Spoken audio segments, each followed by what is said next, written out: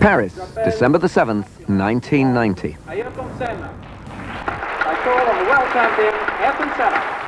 Ayrton Senna, the 30-year-old Brazilian driver, world champion in 1988, is presented with the 1990 Formula One World Drivers' Championship trophy.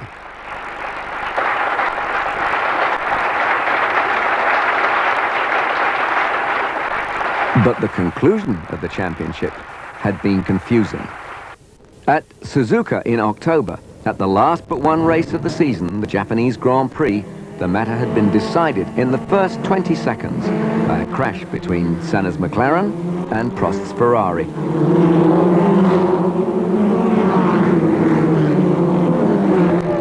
With the points already scored, this crash meant that Senna had won the championship.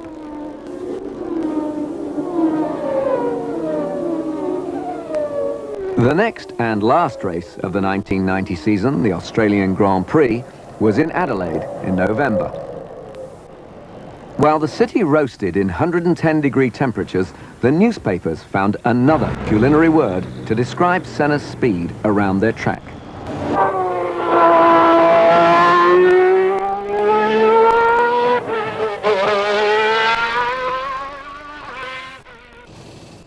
Since the Honda Marlboro McLaren team was already World Constructors Champions, and Ayrton Senna was already the 1990 World Champion driver, how could they maintain their motivation for this race? At that stage, then you try to think, okay, after Australia I'm going home, finally. I have done my job this year. I have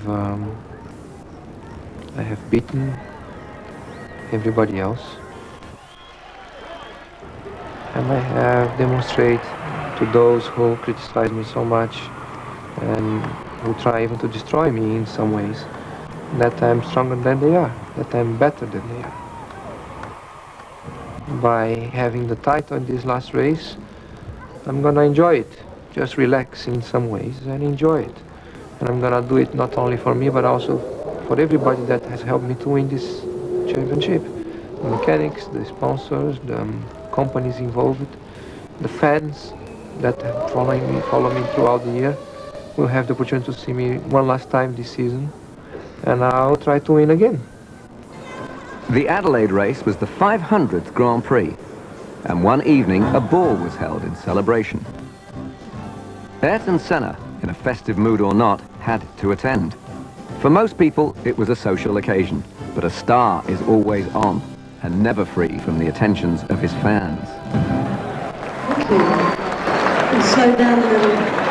I'll introduce you to Tom, the piano. Hi,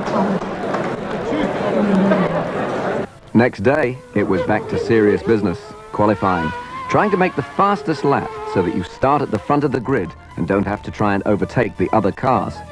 Ayrton Senna already had the record number of pole positions, 51 in Formula One. In the garage, the team concentrated on the television coverage of Senna's car.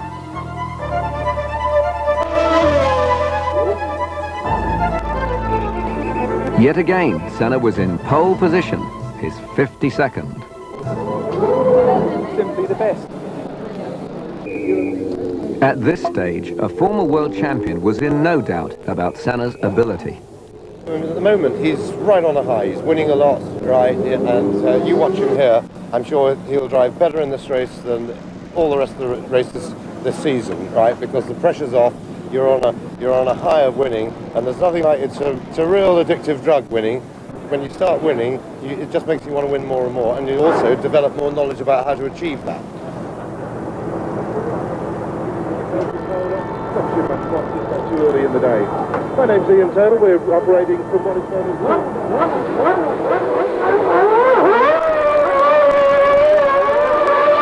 Once again, Senna made a magical start, flashing away into the lead and making it all look easy. The last race of 1990, and the world champion seemed unassailable until lap 61. Senna couldn't get the car into second gear. Struggling, he lost control and was out of the race.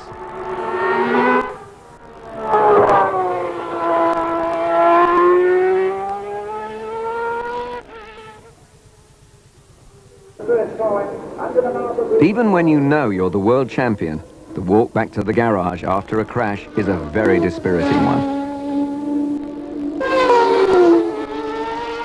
Teammate Gerhard Berger was running steadily in 5th place. It would have been nice to put the cherry on the top of the cake, as it were, and win that last event, which would have certainly done a lot of good as regards wiping away the memories of Suzuka. But as it happened, it didn't happen. I think in reality, if the World Championship was at stake at that event, I don't think the outcome would have been the same. We'd have had a more conservative approach to the race, and I think a more conservative approach would have seen us win by a lot smaller margin than that we had established up until when Ayrton came out of the race. We would have just changed the tactics to suit the requirements of the team for that day. But nobody likes a no-win result. Sometimes it can be disappointing, I think, you know, and you can always look back on what should have been, but you have to then say, right, Adelaide is finished, that was that race, let's look at what happened, see if we can avoid the situation in the future, and then clear your mind and have a positive thought for the next Grand Prix. As the crashed car was dismantled, Senna, always the professional, returned to look at it and reflect. It was just a question of finishing up in an easy manner. And suddenly, boom, everything goes away, nothing. You end up with nothing. And that race. And it's frustrating because it was a hard weekend anyway. It was a hard race. I had done almost a 2-hour race at that stage. I had some technical problems, which I believe I could have control until the end. But in some ways I allow myself to be caught once more. And from the frustration and the anger immediately after, I just use it for the next one, and get it right in the next one, learn from that one a lesson, and try to avoid the next time. Will not catch me again. The race was won by Senna's fellow Brazilian, Nelson Piquet.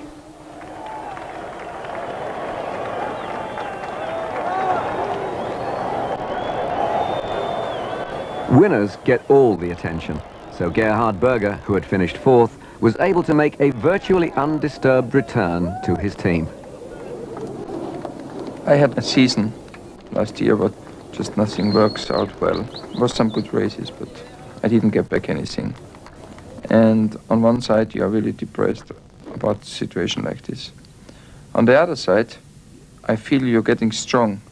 You're getting used to live with a situation what gives you a hard time, and that helps you again in other points.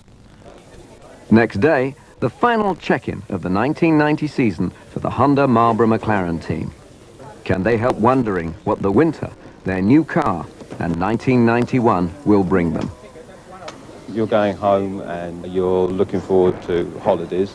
But on the other hand, you're almost getting on a plane to go to another Grand Prix sort of situation. So it takes me a while to wind down from the Grand Prix season.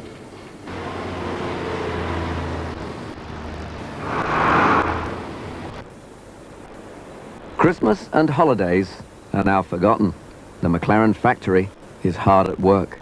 There are now only 63 days to the start of the first race of 1991. The designers naturally want to use as much of that time as possible to develop the new car. So it will still be several weeks before all the parts that are being so precisely manufactured will be assembled into a running vehicle.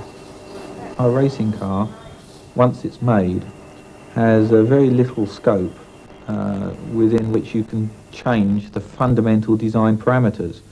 So the later you leave those design parameters as regards them being fixed in the packaging, then the more of your research and development is reflected in that initial concept.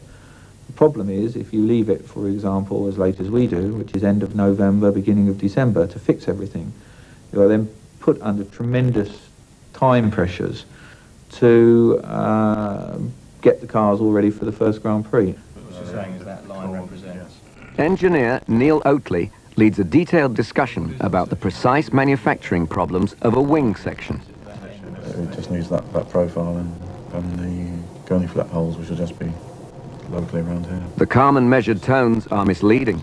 These men are under great pressure to stick to their timetable. There's always a temptation to panic and to not be as productive as you would be if you take the time to try and get it right. And of course, it is that balance that we're trying to strike. We're working against a very tight time schedule, but at the same time, we want to conduct ourselves professionally and get the job done correctly. Things always take a lot longer than you hope to think about and design, and then have to be drawn afterwards. So there is a reasonable plan, but it is very difficult to stick to. It generally causes a major panic in the early months of the new year. By this date, the design of the tub, the major section of the car in which the driver sits, has been finalized.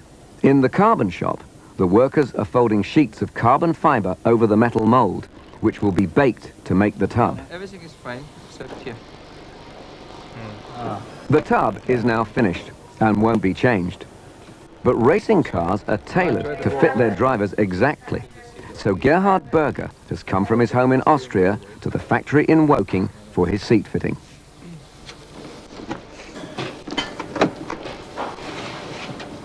Yes. That's good. So it's this bit here, sitting here. And my performance was not perfect, and I'm sure a part of it was the position in the car. And now we have a new car, we make it better, but the engineers has to make the quickest car as possible, and the quickest car is a small car. And so they try to fit me in, and we try to use every millimeter of space, and it looks again like it's just on the limit. But you think you'll be much better off in 1991? On seat position, yes.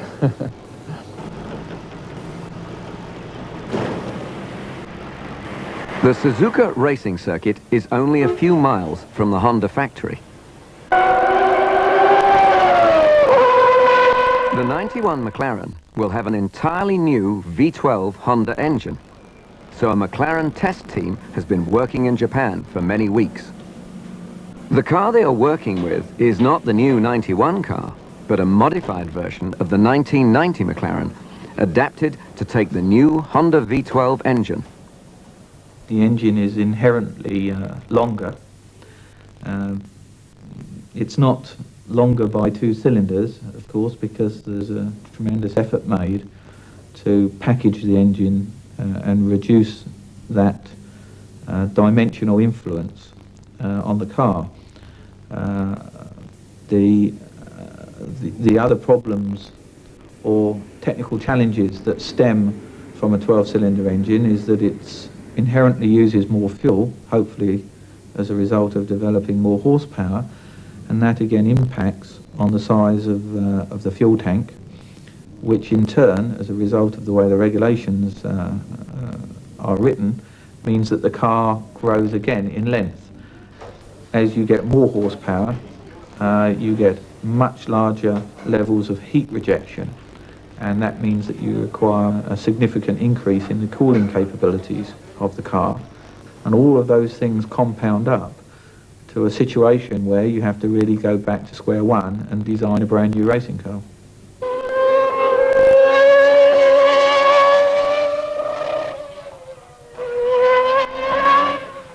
Alan McNish, at 21, the youngest member of the team, is the test driver. He may look hardly old enough to shave, but he's a successful Formula 3000 driver. However, he's new to Formula 1. How well has the engine been running? Very, very well. It ran first in Silverstone in July, and ever since it's been running very well and progressing, and hopefully next year, by the time the season comes around, it'll be very, very strong.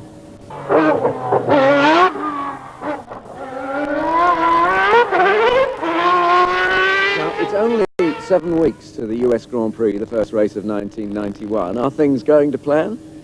Indeed it is, only 7 weeks. Yes, I think they are. I think the fact that we are running and that the weather is held off has made everyone feel a bit cheery, because it certainly looked yesterday like it was going to snow today. And it was wet this morning, and it's always a bit apprehensive here. It's not a very happy situation for the driver, so he has to be particularly careful. So I think we were pleased that things went well considering the conditions this morning.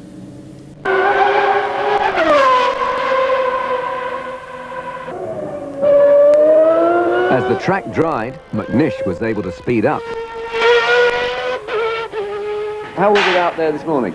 It's a little bit greasier than it was yesterday, the actual track surface, because it rained overnight, but also it was starting to spit when I was out on the circuit, which made it quite interesting with this new V12 engine at the back of it. And how do you think it'll go now? Have you changed something on the car? Yes, we've made a few adjustments to the car just to make it handle a little bit better, and hopefully if the weather stays nice and dry, we should be able to go out and put some little times in. While the test team was working relentlessly on the car, thousands of miles away in Brazil, Ayrton Senna was working relentlessly too on his physical condition.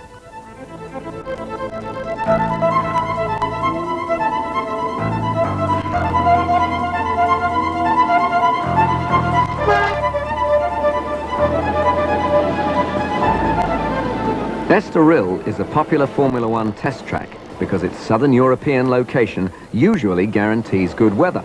Not, however, on this particular week. The most difficult conditions for drivers are when the track is partly wet and partly dry. This can give problems even to men of the ability of Gerhard Berger.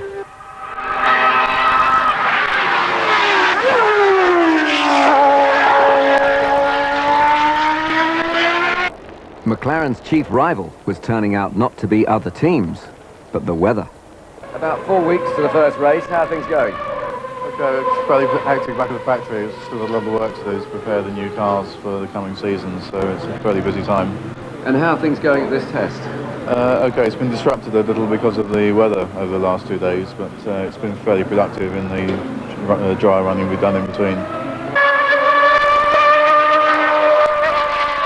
You're getting less and less out in the wet because the risk that you destroy something is very big. That means you have to stop the test after, or you hurt yourself, you cannot start the season. So you try not to take the risk, but of course you have to test rain tires, you have to test some setup for the wet, that you are prepared if the situation happens into the race. This test was an official one, organised by the Formula One Constructors Association. So many other teams were there, including, of course, Ferrari.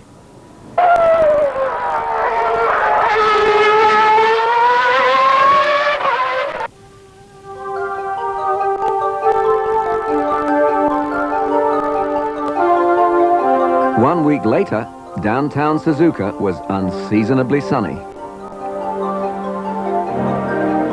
All these people had turned up to see just one car. This was the official press launch of the new V12 Honda engine. Soon, the engineer and driver had to play a different role. Public relations men to 170 journalists. The actual engine itself has a very good power delivery, it has a very good feeling, and is one that will be easy to drive for the drivers in 1991, Ayrton Senna and Gerhard Berger. And coupled with the Marlboro McLaren chassis, I think the Honda Marlboro McLaren team will be a very dominant force in 1991.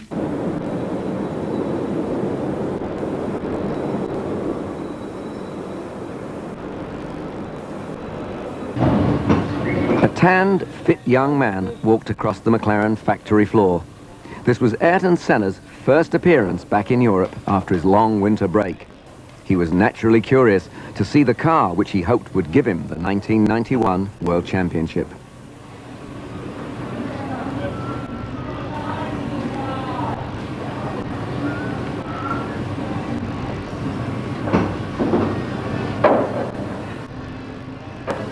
He was well aware how little time there was before the first race. You left everything for the last minute? Yeah.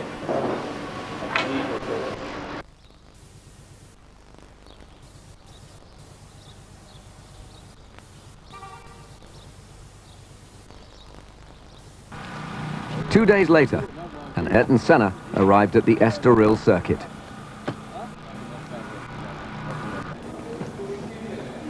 This was the first time he had sat in a racing car since November.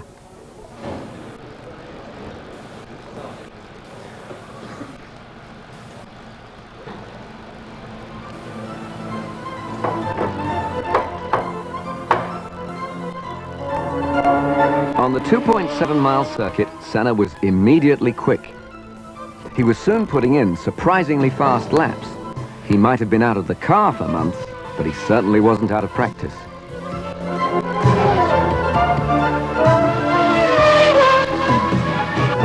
How is it returning to the racing car for such a long absence?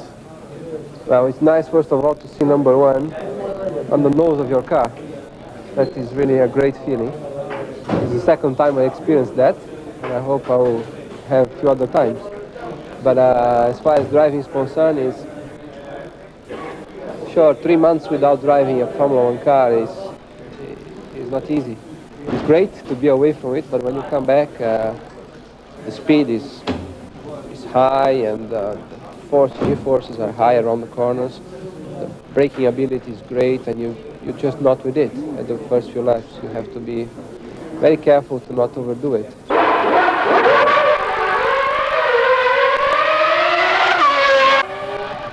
Senna continued to lap the circuit at speed, but now all that anybody was interested in was the new car. This test is very late in the day, if you like. We're going to Phoenix next week. But it's given us maximum time in the workshop in the wind tunnel. So hopefully we've got it right. That night, Senna went to a local restaurant for dinner. The atmosphere between him and his friends was casual and entirely relaxed. It didn't look as if all that was on Senna's mind was the arrival of the car that might take him to a third world championship.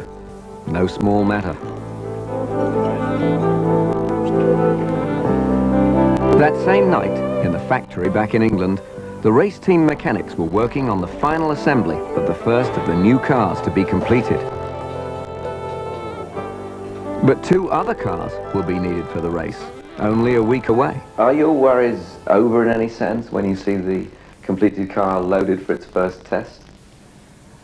No, because at that point we'll still be building the race cars for the first race. But we will also, during the course of the year, we will build at least 8 cars. These days you have to build cars to supply a test team as well as a race team. So the intensity of manufacturing program will continue for 3 or 4 months beyond getting the first car to the first test.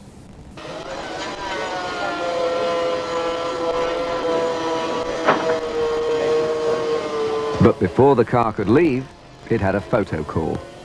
Ron Dennis, ever the perfectionist, naturally supervised the construction of the colored backdrop on the principle of, if you want a job well done,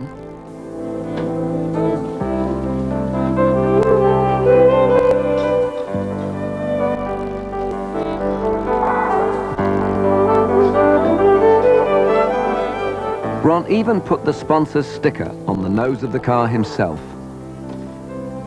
And made sure it was shiny, too.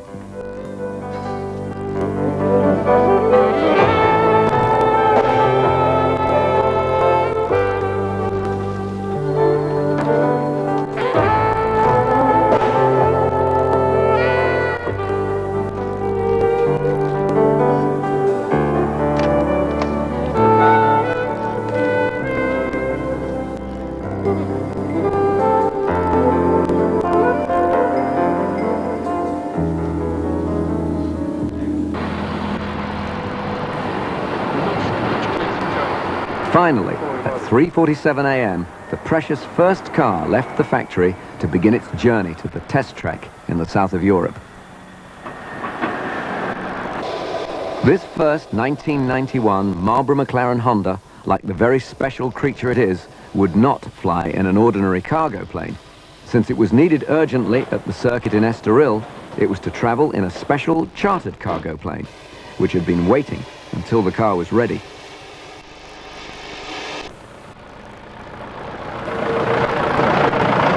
Next morning, an unglamorous truck with the most valuable cargo ever loaded into it arrived at the Portuguese circuit.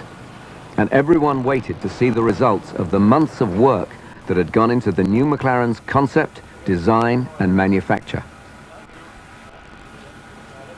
In the garage, Ron Dennis and the mechanics, who had worked and travelled all night, wore tired looks of concentration as the car was assembled and readied for its first ever lap of a racetrack.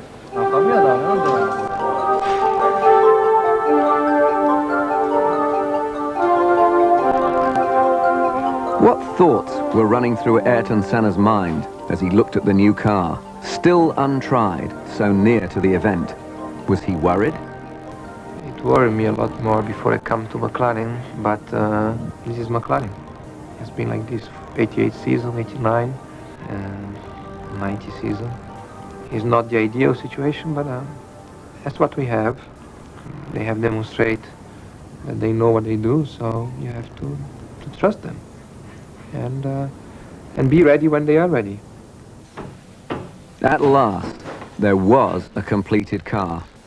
Senna was in the car, and the journalists watched and recorded the first pit road journey of the 1991 Marlboro McLaren Honda.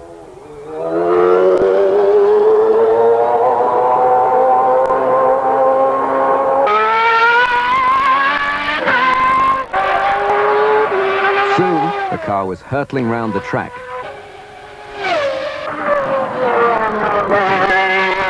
Then, gradually, Senna put on the pressure. The lap times fell from an initial cautious 1 minute 25 to a much more rapid 1 minute 16 seconds. And Senna seemed pleased with the car. The car is fine, the car runs without any problems, everything is functioning properly, and it's not slow. I don't know how quick it is yet because we didn't do enough, but it is certainly not slow. And we'll need a little bit more running to fully understand. Too early to say if it's going to win the World Championship, let's say that. I'll tell you that in Australia. But as far as our own performance with our last year's cars, a significant step forward. The city of Phoenix retires early, and so most of its citizens were sound asleep as Ayrton Senna's HS-125 private jet landed at Sky Harbor Airport and taxied towards the executive terminal. Finally, Senna had arrived on the location of the first race of 1991, and in spite of a head cold, he seemed full of good feelings about the challenge to come. But I'm looking forward much more than I was a year ago. I had the opportunity to relax, cool down, restart, and get ready in the best shape as possible for this 91 season. So we'll wait and see.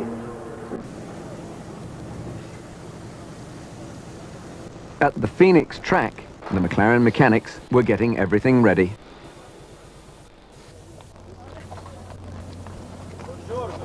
So,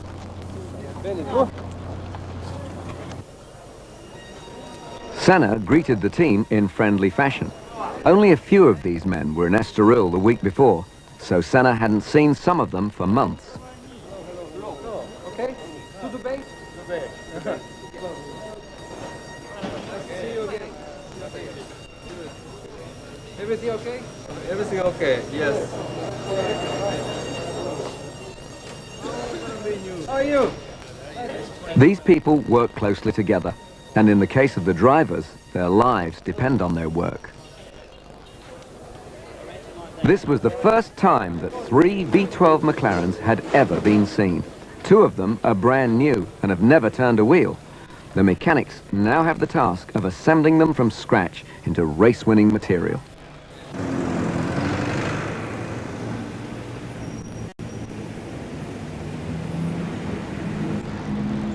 The next day didn't start too well for the big-time drivers. Their car park had been moved since the year before. It was here last year.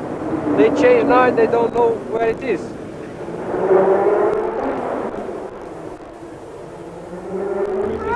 Bro, we got more to where he parked for you over there. He's opening the gate for you. Where? Yeah, I'll show you. I'll stand there, just direct you right in. It had taken an immense effort by the McLaren team to turn the kit of parts supplied by the factory into 3 complete running racing cars. What time did you finish last night? 4 o'clock this morning. What time do you have to be here again? We had to leave the hotel at 7. So it's a very short night for us last night it was. As the cars went for their official inspection, Ron Dennis went with them. 3 new McLarens, is this an exciting moment? Tense, not exciting.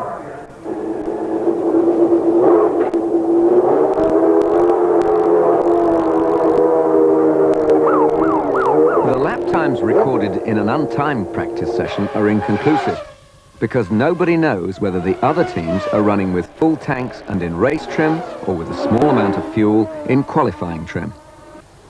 But this first practice session went well. In fact, Senna posted the fastest time. And it's always nice to be number 1. You're great. The car is not bad. It's working fine. There are some details which are not quite right, but I think it will be okay for today afternoon. And we have to make a few changes to improve it for tomorrow again.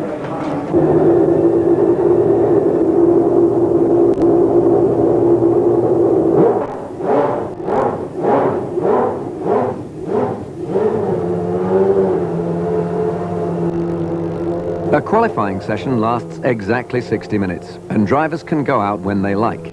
They have 2 special sets of qualifying tyres, designed to operate perfectly for only 2 laps at racing speed.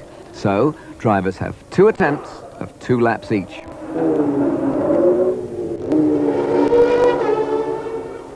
Senna went out on his first set of special tyres, and made a very fast lap, then came in.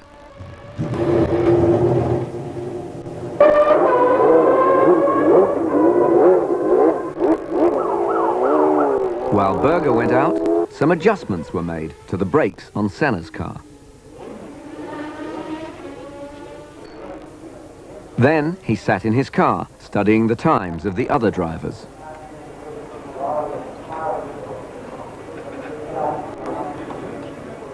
And Ferrari driver Alesi made a very fast lap. So a few minutes later, Senna decided to go out again.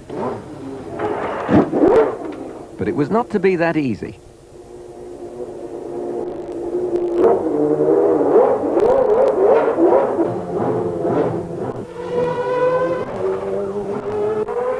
While Senna was warming up his second set of qualifying tyres, a crash had occurred. This meant that the qualifying session was extended, but Senna had already begun to use his second set of tyres. So when he returned to the garage, they had to be very carefully checked to see if they were suitable for 2 further laps at top speed. Apparently, they were. But when the track reopened, the team had a surprise. The engine wouldn't start.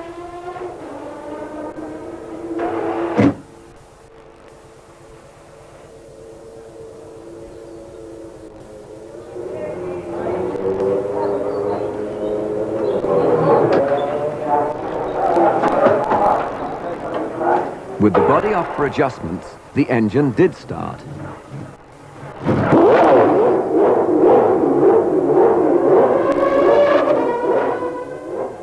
Now the last few vital minutes of the qualifying session were ticking away, and the engine was still reluctant. Moments later, they got it started.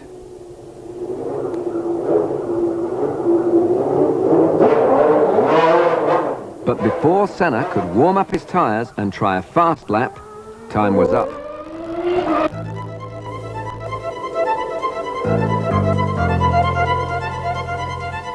It was a frustrated Senna who returned to the garage to find that he was exactly 11/100ths of a second slower than Jean Alesi's Ferrari. What's the problem with it? A lot more to to come on that second run out? I think yes, because for sure the circuit was better.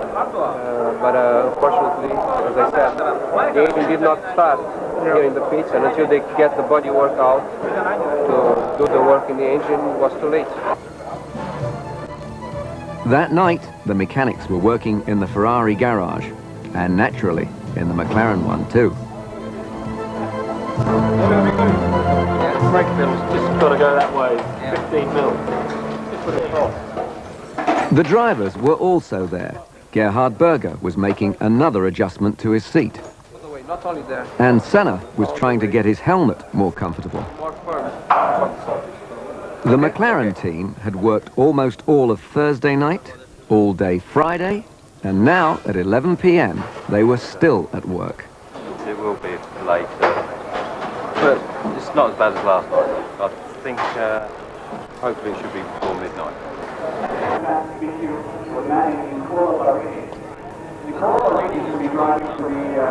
At 10 a.m. on Saturday, 28 hours before the race, the track was opened for the second untimed practice session. Senna's car was going well, but needed a little more cooling air to the brakes, so a mechanic began to file down the brake cooling ducts.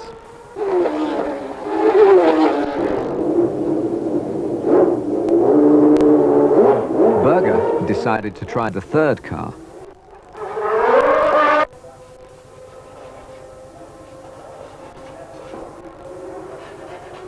This time, Berger went back to his original car.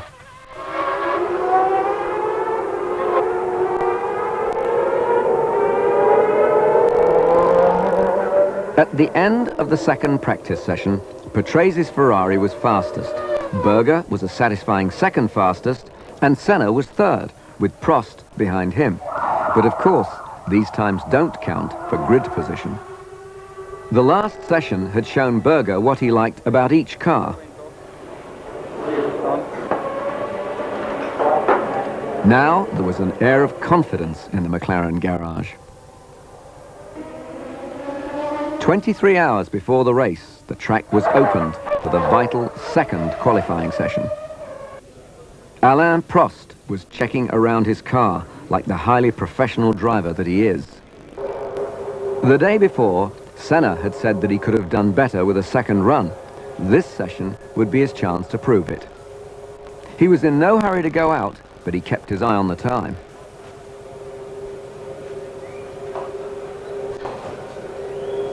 Alesi, the fastest man in Phoenix at this point, also waited. At 1:30, with half the session gone, Senna decided to go out.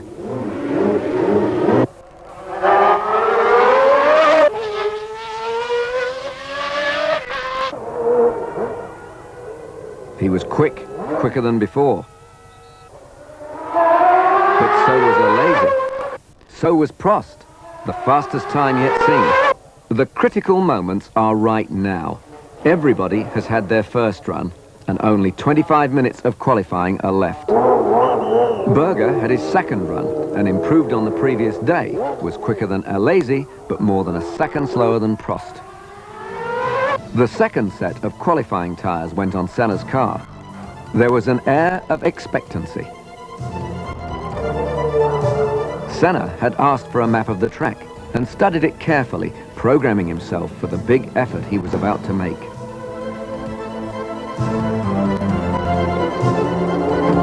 Moments later, at 1:45, with only 15 minutes left, he went out again. Could he beat Prost's time?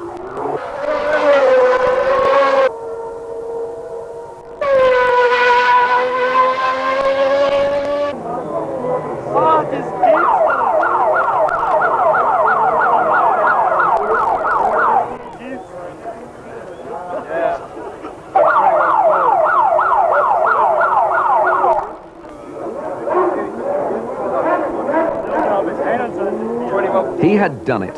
Where hundredths and tenths mean so much, he was more than a whole second faster than Prost, his 53rd pole position.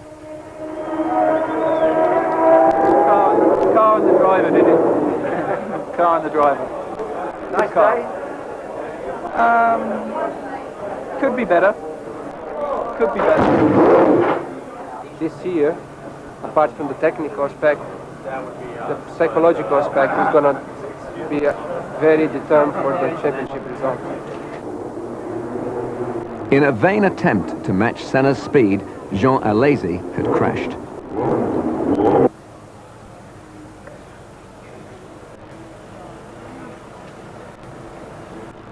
Race day had finally arrived.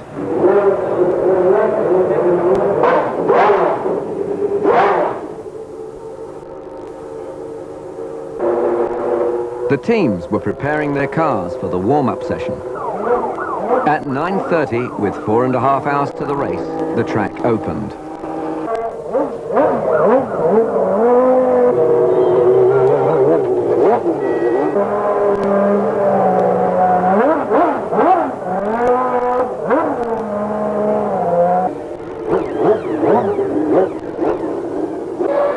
The warm-up is a significant test. By now, all the teams have fine-tuned their cars for the circuit as well as they can, and they're running in full tank race trim.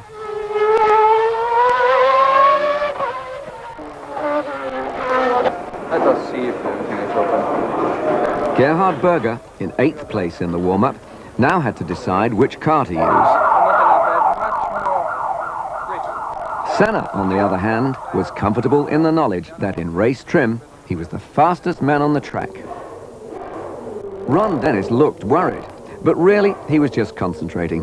Even so, sometimes there's nothing quite like having a look yourself.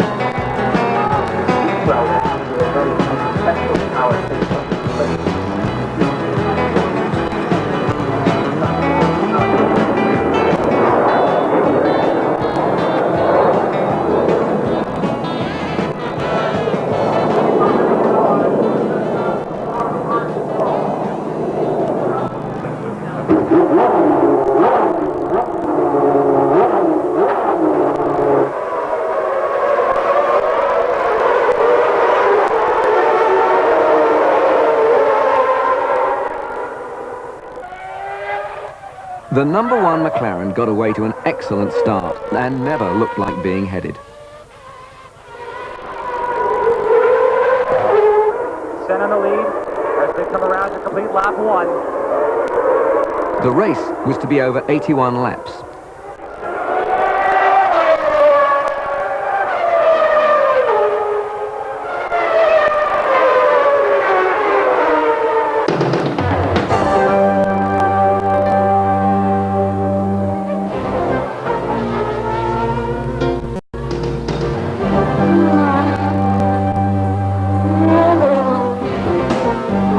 After 10 laps, Senna was well ahead of Alain Prost's Ferrari.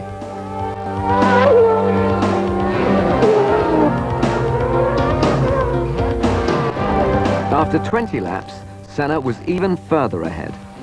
But Prost was running steadily in second place, So if anything went wrong with the McLaren, he was ready to take advantage of it.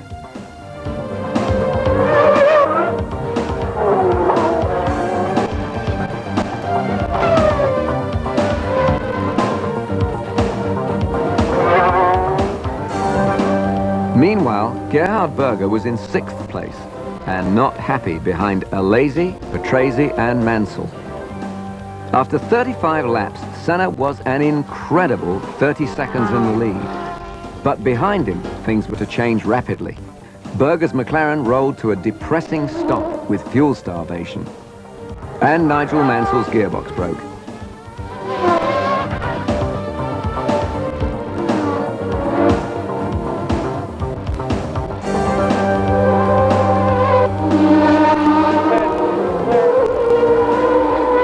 On lap 50, Patrese was second when his gearbox locked up. He spun and stalled on the track. Roberto Moreno in 4th place couldn't avoid him.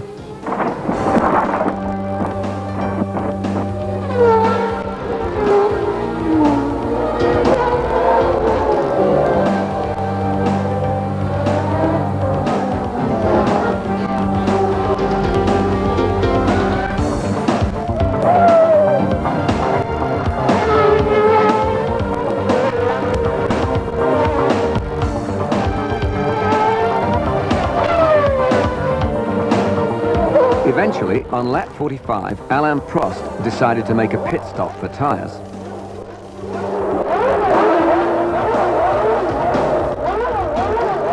This took a disastrous 15 seconds, leaving Senna even further in front.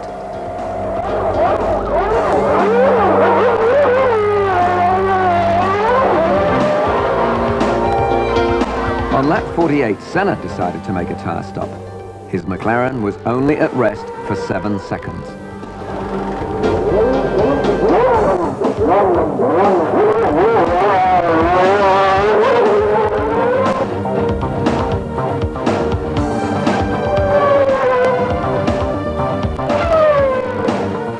Alesi now took 2nd place, but then his gearbox also went on lap 72, and the wily Prost returned to 2nd position ahead of Piquet.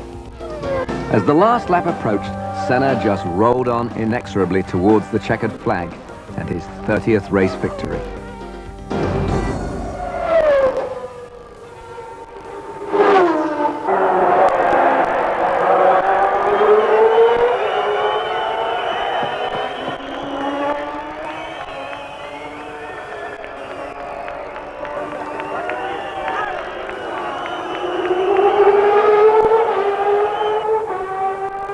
The Honda Marlboro McLaren team's brinkmanship in the design and preparation of their new car and all the long hours of work that had gone into it had paid off with another copybook victory.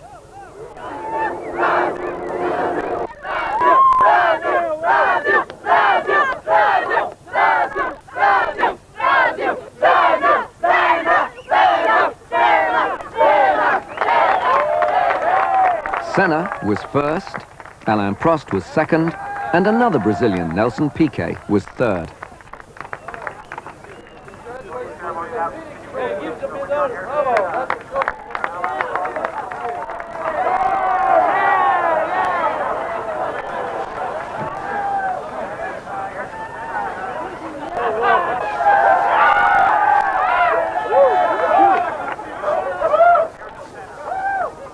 After the tension of the weeks leading to this moment, a little excessive euphoria was only to be expected.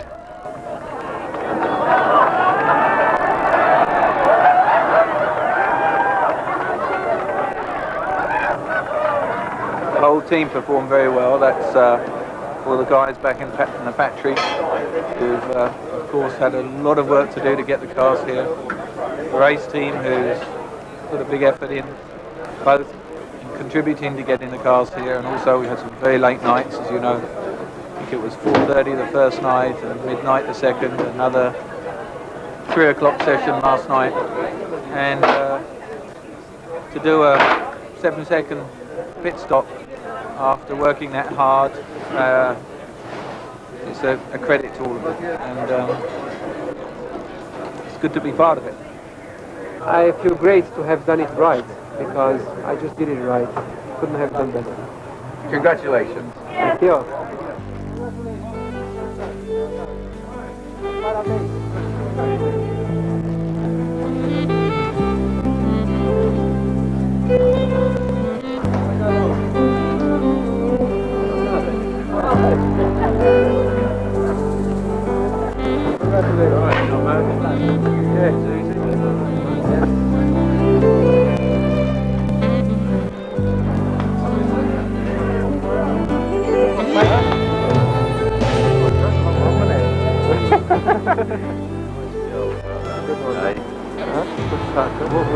Brilliant start.